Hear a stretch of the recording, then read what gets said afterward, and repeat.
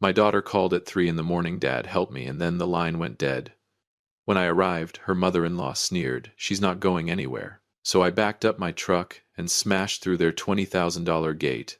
The alarm sirens wailed through the night. I didn't care. My F-150 truck roared. The smell of burning rubber filled the air. My mud-stained leather boots slammed down on the gas pedal. Ahead of me stood the lavish Harrington estate. It had been built with the blood and sweat of working people like me.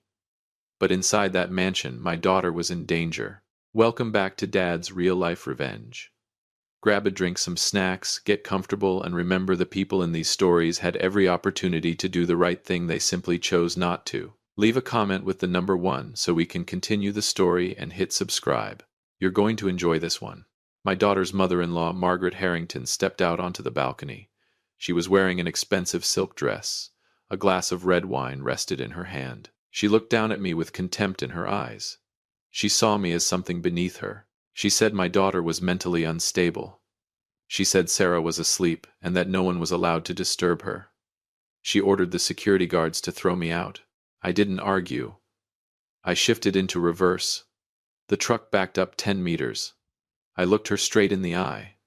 The calmness of a man who had spent 30 years battling the roads kept me from feeling any fear. I floored the accelerator. The truck surged forward like an iron beast. A thunderous crash split the quiet night in two. The $20,000 decorative iron gate collapsed. My truck's grille crumpled. The windshield cracked. But the path was open. I opened the door and stepped out. I walked forward with steady strides. The security guards backed away in fear. They saw a silent man with hands covered in calluses. My silence was more frightening than any threat. I shoved aside the butler who tried to block my way. I headed straight to the second floor. A father's instincts guided me. I kicked open the master bathroom door. What I saw inside made my heart tighten. Sarah was lying on the cold marble floor. My daughter was trembling. Her face was pale. Her eyes were dull and lifeless. Beside her was an empty syringe. They had drugged my child. They had turned a brilliant young woman into someone who knew nothing. I lifted Sarah into my arms. She felt weightless. A cold rage rose inside my chest. The Harringtons were wealthy. The Harringtons were powerful, but they had made a fatal mistake. They had laid a hand on Frank Miller's daughter. Her mother-in-law stood in the doorway. She screamed that I was going to prison. I looked at her. I didn't say a word. I simply carried Sarah past her. The smell of her expensive perfume could not hide the rot inside. This war had only just begun. They had money. I had my own sense of justice. The sound of police sirens echoed from the distance. Red and blue lights flashed through the large windows of the Harrington estate. I didn't run. I laid Sarah across the back seat of my F-150. My daughter was still unconscious. Her breathing was weak. 4 patrol cars boxed my truck in. 10 gun barrels were pointed directly at me. Officers shouted orders demanding that I step out and raise my hands. A young officer roughly slammed my face against the still-hot hood of the truck. Handcuffs tightened around my wrists. Sarah's father-in-law, Richard Harrington, stepped into the courtyard. He stood beside his wife. He adjusted the collar of his expensive plaid shirt and looked at me with the satisfaction of a predator. He told the police chief that I was a dangerous criminal. He wanted me to rot in prison for trespassing and destroying private property. They took me to the Central Police Station. They shoved me into a cold interrogation room. I sat there for 3 hours. My hands remained cuffed behind my back. I didn't say a single word. I waited. The door swung open. My daughter's father-in-law entered with the corrupt police chief.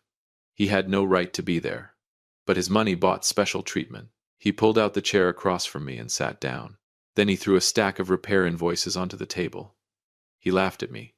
He said I was nothing more than an old construction laborer.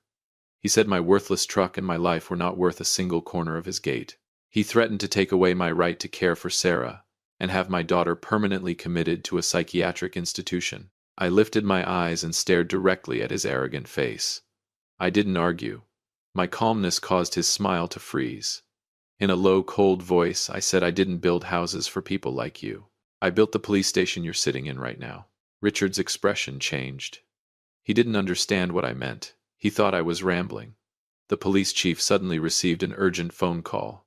His face went pale. He looked at me with fear in his eyes. The interrogation room door was shoved open once again. A well-dressed man in a black suit walked inside. He was one of my people. The financial counterattack had officially begun. The man who walked in was Ben. He was my personal attorney. He set an expensive leather briefcase down on the rusted steel table. The police chief hurriedly removed my handcuffs. Richard Harrington sprang to his feet. He shouted, demanding to know who Ben was and why he had barged into the interrogation room. Ben didn't even look at Richard. He nodded respectfully to me and opened the briefcase. He pulled out a red faux leather binder. It was the red binder, the binder that held the fate of many arrogant people in this city. Richard glanced at it and let out a scornful laugh. He said that a construction worker and a cheap lawyer could never do anything to the Harrington family. He boasted that his Harrington Transportation Group was worth tens of millions of dollars. He was certain that his money would crush us. I stood up. I straightened the collar of my worn denim jacket. My dusty boots carried me closer to him.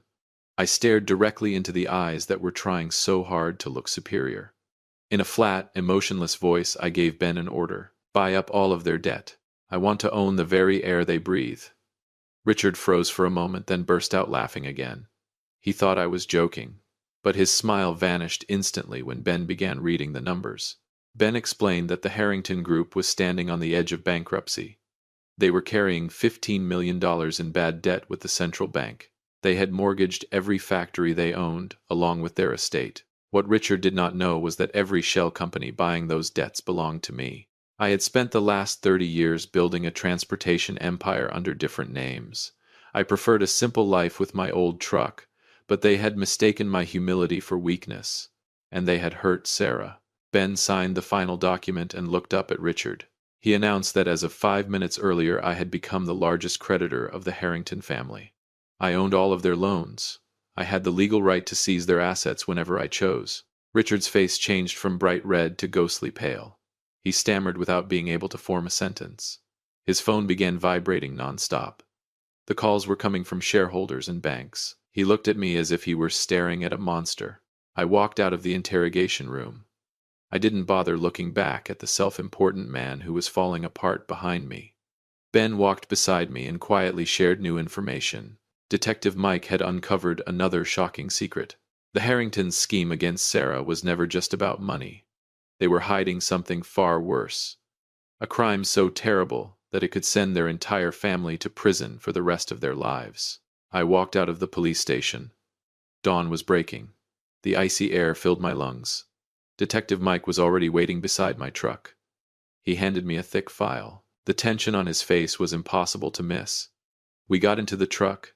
Mike began reporting everything he had uncovered. It turned out that the glamorous Harrington family was nothing more than an empty shell. Their company had completely collapsed. Their useless son Tom Harrington had burned through $5 million on cryptocurrency. He had not only wiped out the family fortune, but had also become entangled in debts owed to organized crime. They were hunting him everywhere. The Harrington family was standing on the edge of disaster. My anger exploded when Mike turned to the next page. The documents showed that Sarah owned a piece of land worth $10 million. It had been inherited from her late grandmother. Richard and Margaret Harrington knew about it. They needed that land to save their family. So they devised a cruel plan. They bribed doctors. They injected Sarah with high doses of sedatives every day. They wanted to turn my daughter into someone legally incapable of managing her own affairs. Once that happened, they could gain control of her assets through perfectly legal channels. I gripped the leather steering wheel so tightly that it creaked beneath my hands. My eyes stared into the distance. They had trampled on my daughter's trust. They had locked her inside a dark room. They had destroyed her mind for the sake of dirty money. They were no longer human. They were parasites. I closed the file. What they had done had crossed the final line for any father. I was not going to stop at taking back money. I was going to expose their corruption before the entire upper class. I was going to make them kneel in humiliation at the place they treasured most. Mike looked at me and asked what came next. I started the engine. The F-150 roared to life with a menacing growl. I told Mike to prepare for a major event.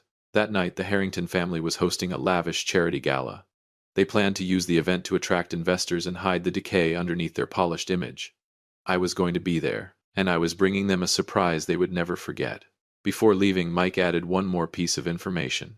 The empty syringe I had found in the bathroom did not contain an ordinary sedative. It contained a powerful illegal substance that had been smuggled from an unknown source, and the Harrington family was hiding another horrifying secret.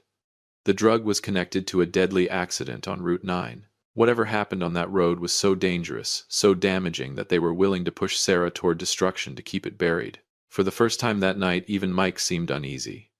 And that told me one thing. The truth, waiting at the end of this road, was far darker than any of us had imagined. Crystal chandeliers illuminated the grand ballroom of the five-star hotel. The city's elite mingled in expensive designer outfits. Richard and Margaret Harrington stood at the center of it all. They laughed and smiled like royalty. This spectacle of luxury was nothing more than a mask covering the rot beneath. The ballroom doors opened. I walked in. I was dressed in a custom-tailored black tuxedo. There was no old pickup truck, no dust-covered work boots. My calm, commanding presence caused heads to turn throughout the room.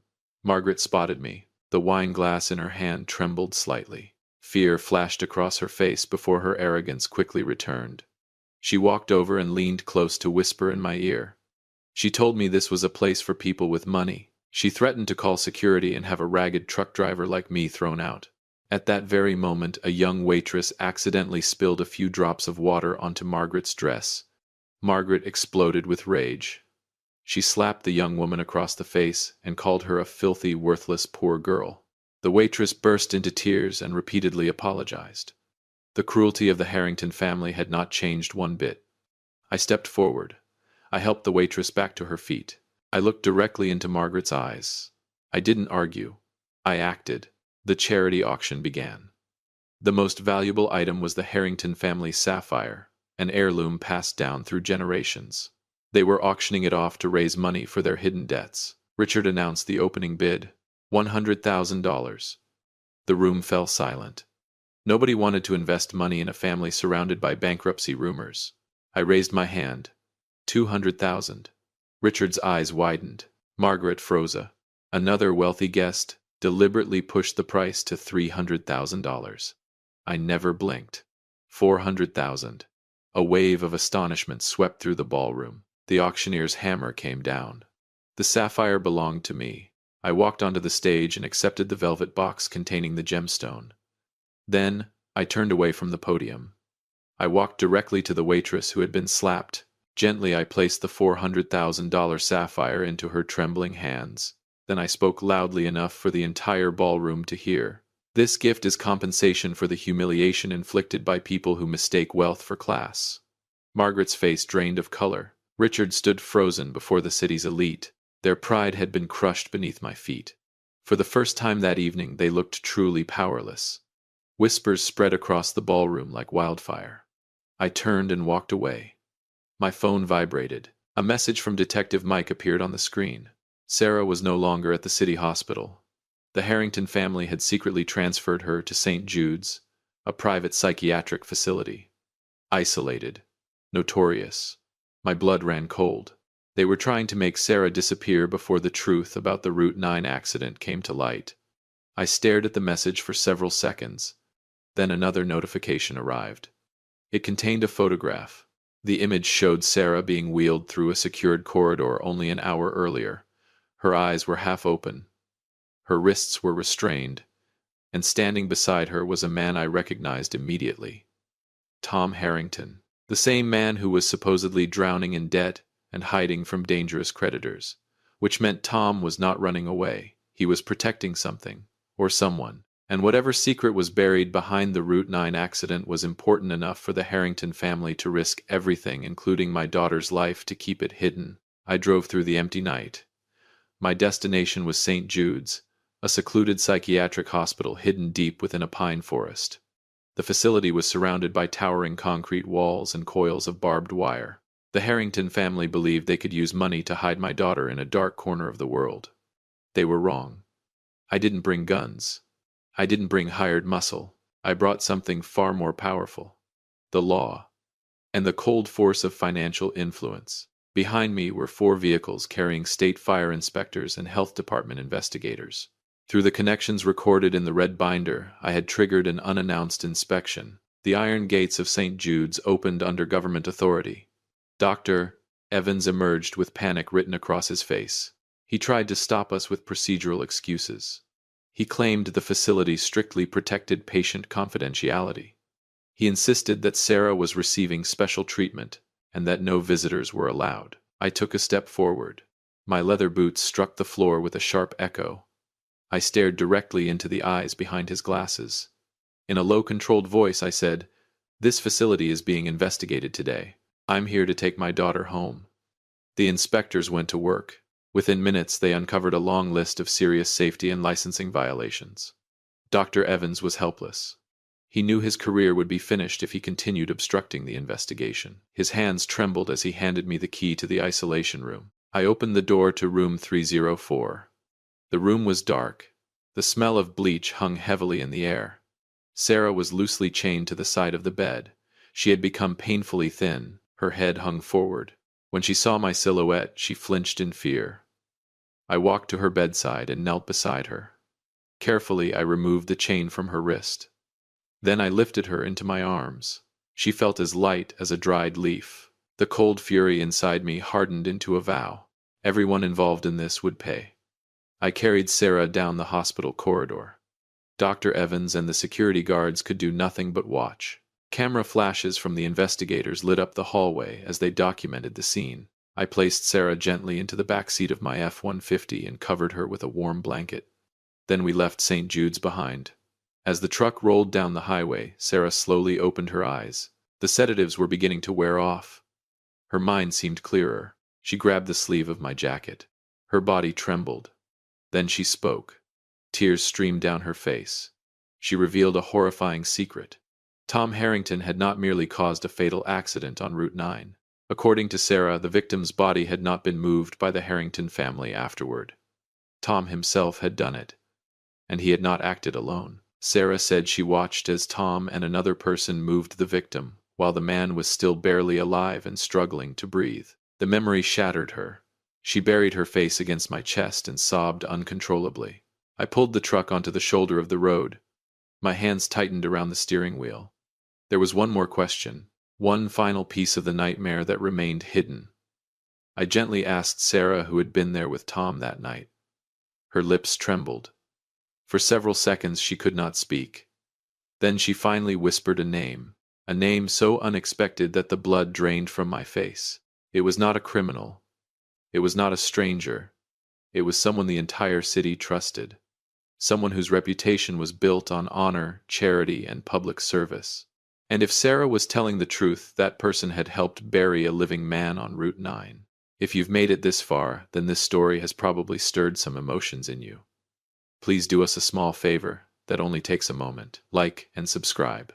Leave a comment with the number 5 so I know you've watched all the way to this point, and tell me how you think the story will end to see if your prediction is correct. A lot of people watch without doing that, but it costs you nothing and means a great deal to us. The F-150 sped through the darkness. I watched my daughter through the rearview mirror. Sarah was curled up on the back seat. Her lips were bruised and trembling uncontrollably. I pulled onto a deserted dirt road beneath a bridge. I switched off the headlights. The world fell into a frightening silence. I turned around and took her ice-cold hand in mine. I told Sarah that everything was safe now. She didn't have to be afraid anymore. Sarah began to cry. Tears of pain and fear soaked into the blanket covering her. Then she told me what had happened on Route 9. It had occurred 6 months earlier during a violent rainstorm. Tom Harrington was drunk after losing a massive gambling bet. He drove at a reckless speed. Then he struck a man crossing the road. The impact was devastating. The victim was thrown nearly 10 meters. Tom panicked. He intended to flee, but his vehicle broke down. So he called his father, Richard. Only 15 minutes later, Richard arrived. He wasn't alone. A man wearing a police uniform stepped out beside him. It was the city's corrupt police chief. The victim was still alive. Barely. The man lifted a hand and tried to beg for help, but Richard coldly ordered Tom and the police chief to drag the victim into a remote ravine and erase the scene. Sarah witnessed everything from inside the vehicle. She screamed and tried to run out to help the injured man. Tom held her back. Richard then approached the car door. His eyes looked like those of a venomous snake. He forced Sarah to sign a false confession, admitting responsibility for the death. He threatened her. If she refused, he would make me disappear forever. Sarah endured it all to protect my life. But even that was not enough for them. They feared that one day she would tell the truth. That was why they began poisoning her with powerful sedatives. The cold rage inside my chest transformed into something darker. They wanted my daughter to carry a murder charge for their corrupt bloodline. That was the greatest mistake they would ever make. The Harrington family was not merely greedy. They were killers. They treated the lives of ordinary people as if they were worthless. I pulled Sarah into my arms. I said nothing. My silence had become a sentence. Not for my daughter. For the Harrington Empire. I was no longer willing to leave this in the hands of local corrupt officers. I would expose everything myself. I started the truck and called Detective Mike. I instructed him to send every piece of evidence to the federal prosecutor's office. But before he could answer, a loud noise erupted behind us. 3 black vehicles without headlights blocked the only exit from the dirt road. The corrupt police chief stepped out. 2 deputies followed him. Each man carried a bag filled with white powder. They were walking toward my truck with victorious smiles, and I immediately understood their plan. They weren't coming to arrest me. They were coming to manufacture evidence. They intended to frame me, and if they succeeded, Sarah and I would never get the chance to tell the truth. The corrupt police chief walked toward me. He tapped the butt of his pistol against my truck window. He ordered me to step out. His 2 deputies quickly opened the rear door and tossed 2 bags of white powder into the vehicle. They grinned triumphantly. The chief announced that I was under arrest for possession of a large quantity of illegal narcotics. He said that this time I would rot in prison forever. I didn't panic. I didn't flinch. My calmness erased the smile from his face. I stepped out of the truck at an unhurried pace. Both hands slipped into the pockets of my denim jacket. Then I looked up toward a small smoke detector mounted beneath the roof of my truck. A cold smile crossed my face. In a low voice, just loud enough for him to hear, I said, "Smile, Chief. You're being live-streamed in 4K to the cloud." He froze. His eyes followed mine. Behind the shell of the smoke detector was a miniature high-definition hidden camera. It had been installed by Detective Mike. Every second of the drug-planting scheme, every smug word spoken by the chief had been transmitted live online and forwarded directly to federal prosecutors. His phone immediately began ringing non-stop. He answered. The confidence drained from his face. Then came fear. Then complete devastation. The voice on the other end shattered him. An order suspending him from duty had been issued. So had an arrest warrant. Corruption. Murder. Obstruction of justice. Millions of people across the state were already watching the live stream. Public outrage exploded like wildfire. The 2 deputies dropped their weapons. They knew the game was over. The police chief collapsed to his knees in the muddy road. He looked at me with desperate eyes, begging, pleading. I didn't even glance at him. I climbed back into the truck and drove past him. The corruption of the Harrington family and everyone protecting them had finally been dragged into the light. The F-150 thundered down the highway toward the city. The Harrington Empire was collapsing in a domino effect. Their bank accounts were frozen. Federal agents were surrounding their estate. But the war wasn't over. Not yet. My phone suddenly rang. An unfamiliar sound came through the speaker. A child's terrified scream. My grandson Toby. Then came the frantic, unhinged voice of Tom Harrington. He had escaped the federal dragnet. He had kidnapped Toby and taken him to the family's abandoned steel mill. Tom demanded $10 million and a helicopter to flee the country. If his demands were not met within 30 minutes, he swore he would burn my grandson alive. My grip tightened around the steering wheel. The leather creaked beneath my fingers. Sarah sat upright in the back seat, her face turning pale as she heard Tom's threats. For a moment nobody spoke. Only the roar of the engine filled the cab. Then Tom laughed. The sound was broken, desperate. The laugh of a man who knew his world was ending. He gave the location. Then he hung up. Silence returned. I stared through the windshield at the endless stretch of highway ahead. Everything had led to this moment. The lies, The corruption, the drugs, the murder on Route 9, the destruction of my daughter. Now my grandson's life hung in the balance. A father can endure a great deal. A grandfather can endure even less. I pressed the accelerator to the floor. The truck surged forward. Behind me, the Harrington Empire was collapsing.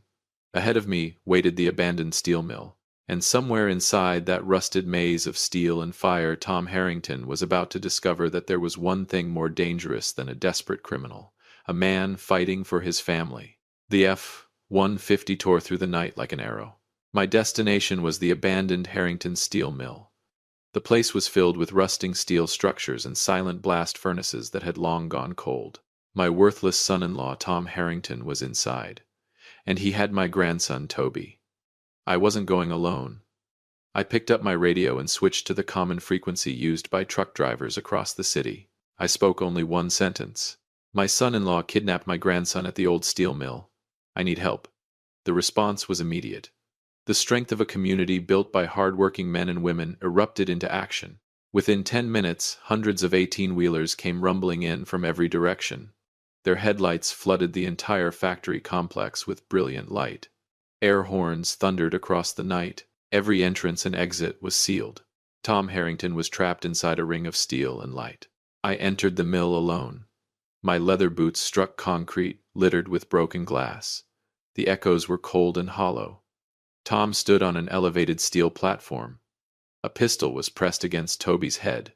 My grandson was screaming in terror. Tom looked insane. He could smell the end closing in around him. He demanded $10 million in cash. He demanded a helicopter immediately. He swore he would pull the trigger if I took another step. I stopped. I looked directly at the barrel of the gun. The calmer I remained, the more terrified he became. In a voice as cold as ice, I said, "You've already lost everything, Tom. Your fortune is gone. Your parents are under arrest. There's nowhere left for you to run." Tom screamed curses at me. His hands tightened around the weapon. Then came the moment when panic overwhelmed reason. He started pulling the trigger toward Toby. I moved. A father's instinct. A grandfather's instinct. It drove me forward with impossible speed. I threw myself between the gun and my grandson. The gunshot exploded through the factory. The sound split the darkness in two. The bullet slammed into my left shoulder. Hot blood poured through my worn denim jacket. I didn't cry out. I didn't fall. The pain meant nothing. My remaining arm wrapped tightly around Toby. At that exact moment, Ben's elite private security team stormed through the upper windows. They moved with flawless precision. Within seconds, Tom was disarmed and pinned to the steel floor. His pistol clattered away with a metallic ring. Handcuffs snapped around his wrists. Tom screamed helplessly as they dragged him down. I dropped to one knee on the factory floor. Blood continued dripping onto the rusted steel beneath me. But Toby was safe. That was all that mattered. I watched them haul my son-in-law away. The brutal war had finally reached its final chapters. Then, as Tom was dragged past me, he laughed. Not loudly, not wildly. Just a quiet, vicious laugh. He leaned closer and whispered into my ear. Richard had escaped. Before federal agents closed in, he had managed to move a suitcase containing the family's final cache of gold and every piece of their secret documentation. According to Tom, the suitcase was already aboard a private jet preparing to leave for a country without extradition treaties. The Harrington family was not completely destroyed. Not yet. If Richard escaped, part of his empire would survive. I watched Tom being dragged into the darkness. Then my phone vibrated. A message from Ben. Only 3 words. "We found him." Attached was a photograph. Richard Harrington was standing alone on the tarmac of a private airfield. A black suitcase was handcuffed to his wrist. The engines of a sleek private jet were already running behind him. The timestamp on the image showed it had been taken less than 3 minutes earlier. I stared at the screen. Blood ran down my arm. Toby clung to my side. And for the first time that night, I smiled. Richard Harrington thought he was about to escape. But he didn't realize something important. The plane was already surrounded. And the person waiting for him on that runway was not a federal agent. It was Sarah. Federal police sirens echoed across the private airport runway. The Harrington family jet was stopped moments before takeoff. Richard and Margaret Harrington were escorted off the aircraft in cold steel handcuffs.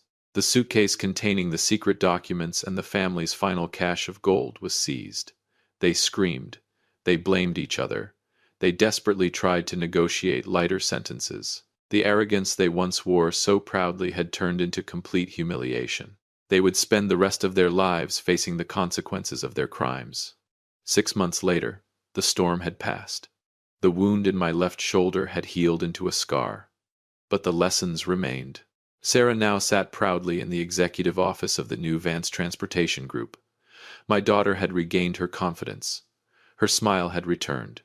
The grand Harrington mansion had been purchased and renovated. The corruption and vanity that once filled its halls were gone.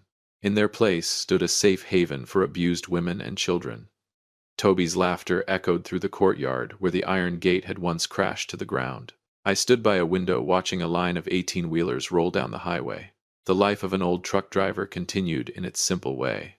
True power is not found in expensive suits or luxurious mansions. It is found in love. It is found in the determination to protect your family. Never underestimate a quiet father. Real power does not come from your address. It comes from the people willing to stand beside you when everything is on the line. Live an honest life.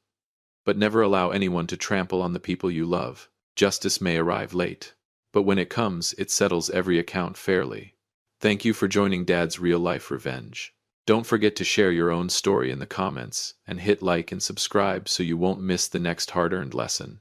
See you in the next video.